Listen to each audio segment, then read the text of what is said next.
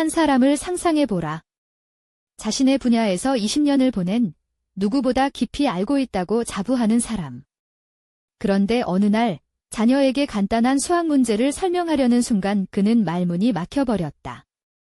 분명히 알고 있는 내용이었다. 그런데 왜 설명이 나오지 않는 걸까? 이 현상에는 이름이 있다. 지식의 저주, 커스 오브 날리지. 전문가일수록 자신이 아는 것을 상대방도 이미 안다고 무의식적으로 전제하는 인지 편향이다. 1989년 행동경제학자 콜린 캐머러와 동료 연구자들이 이 개념을 학술적으로 처음 정리했다고 알려져 있다. 그들이 마주한 것은 단순한 소통의 문제가 아니었다. 지식이 깊어질수록 그 지식이 없던 상태를 상상하는 능력이 희미해진다는 더 근본적인 수수께끼였다. 1990년 스탠퍼드 대학교의 한 연구실에서 기묘한 실험이 진행됐다. 박사과정생 엘리자베스 뉴턴은 참가자들을 두 그룹으로 나눴다. 누군가는 유명한 노래를 머릿속으로 떠올리며 책상을 손가락으로 두드렸고 상대방은 그 리듬만 듣고 노래 제목을 맞춰야 했다. 두드리는 사람들은 상대방이 노래를 알아맞힐 확률을 어느 정도로 예상했을까? 두드리는 사람들은 50%가 맞힐 것이라고 예상했다. 실제 정답률은 2.5%였다. 두드리는 사람의 머릿속에는 이미 멜로디가 선명하게 울리고 있었기 때문에 그 리듬이 충분히 명확하다고 착각했던 것이다. 머릿속의 음악은 상대방에게 전달되지 않는다. 그 보이지 않는 간극이 지식의 저주의 핵심이었다. 더 기묘한 것은 그 다음이다. 실험 후 이 구조를 충분히 설명들은 참가자들조차 자신은 예외일 것이라 느꼈다고 한다. 우리는 자신이 편향에 빠져 있다는 사실을 인식하면서도 그 편향에서 빠져나오지 못한다. 암 그 자체가 새로운 저주의 층을 만들어내는 것인지 모른다. 교육 현장에서 이 저주는 특히 선명하게 드러난다고 알려져 있다. 수십 년간 수학을 가르쳐온 교사가 이건 당연하잖아요라고 말하는 순간 학생은 방향을 잃는다. 전문가에게 당연한 것은 수천 시간의 반복으로 쌓인 것이지만 그 훈련을 거치지 않은 학생에게는 존재조차 하지 않은 개념일 수 있다. 이 현상은 교육에 그치지 않는다는 설이 있다. 의사가 환자에게 진단을 설명할 때, 변호사가 계약서의 조항을 해설할 때, 엔지니어가 기술 사양을 비전문가에게 전달할 때 전문 용어와 압축된 표현이 오히려 소통의 벽이 된다. 연구자들은 이것이 악이나 부주의가 아닌 뇌가 지식을 내면화하는 과정에서 생겨나는 불가피한 맹점이라고 추정한다. 뇌과학자들은 이 현상의 기원에 대한 가설을 제시한다.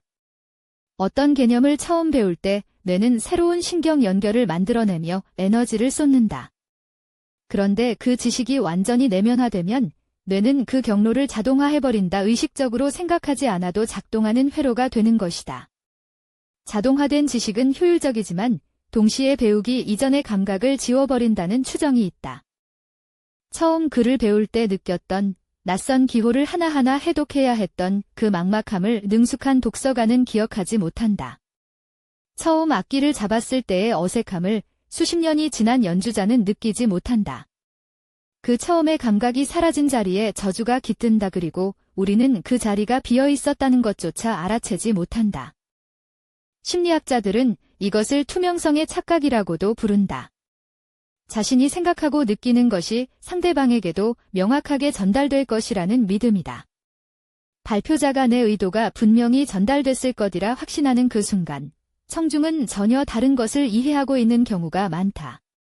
지식의 저주는 이 착각과 함께 작동하며 소통의 실패를 당사자가 인식하지 못하게 만든다. 여기서 가장 설명하기 어려운 의문이 등장한다. 이 저주를 인식하고 있는 사람조차 현장에서는 같은 실수를 반복한다고 알려져 있다. 지식의 저주를 자는 것 자체도 지식이기 때문에 그 알미 다시 새로운 층위의 저주를 만들어내는 역설이 생긴다. 우리는 자신의 맹점을 들여다보는 동시에 어쩌면 그 맹점 속으로 더 깊이 들어가고 있는 것인지 모른다. 첫 번째 가설은 범주화의 덫이다. 전문가는 복잡한 개념에 이름을 붙이고 그 이름이 곧 충분한 설명이 된다고 느낀다는 것이다. 파생상품, 양자 얽힘, 면역 반응 전문가에게 그 단어들은 방대한 체계를 담고 있지만 처음 듣는 사람에게는 낯선 소리일 뿐이다. 그러나 이 가설만으로는 충분하지 않다. 전문가가 의식적으로 쉬운 언어를 택해도 상대방이 어디서 막혔는지를 파악하지 못하는 문제는 여전히 남기 때문이다. 두 번째 가설은 공감 간극이다.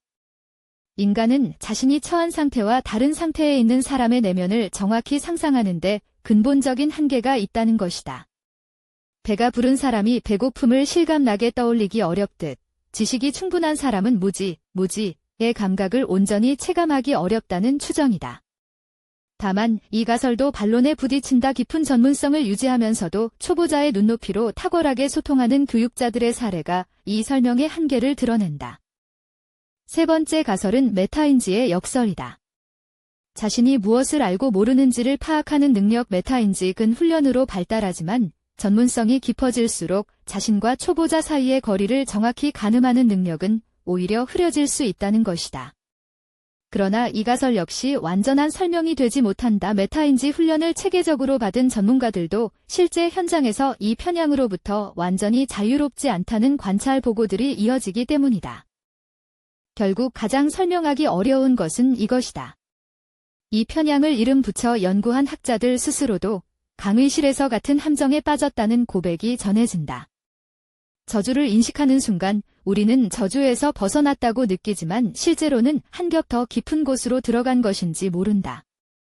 지식의 저주는 어쩌면 인식의 도달점 너머에 자리 잡고 있는 것인지도 모른다. 지식의 저주는 아직 해결된 문제가 아니다.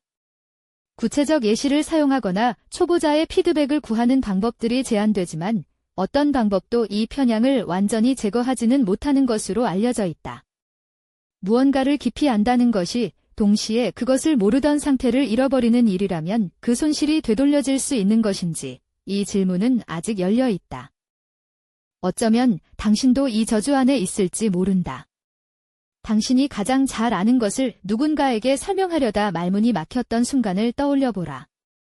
혹은 반대로 분명히 설명하고 있는데 무슨 말인지 모르겠다고 느꼈던 그 순간을. 그것이 지식의 저주가 조용히 작동하고 있던 순간이었을지 모른다.